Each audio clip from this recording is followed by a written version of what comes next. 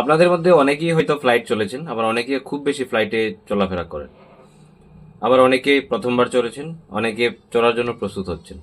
তো যারা ফ্লাইটে চড়েছেন এর আগে, আপনারা অনেকেই জানেন যখন ফ্লাইট টেক অফ করে তখন আর কিছুক্ষণ পরই ফ্লাইটে ইন্টারনেট সার্ভিস বন্ধ হয়ে যায়, আর ইন্টারনেট চলে না।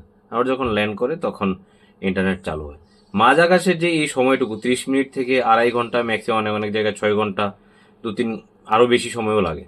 কিন্তু ভারতের মধ্যে যদি আমরা ভ্রমণ করি তাহলে ম্যাক্সিমাম আড়াই ঘন্টা বা 3 ঘন্টারই সফর হয়। কিন্তু এই সময়টা ইন্টারনেট না থাকাটা তাদের ক্ষেত্রে খুব বেশি কষ্টজনক, যারা ইন্টারনেট সবসময় সার্চ করে, নেট ব্রাউজিং করে।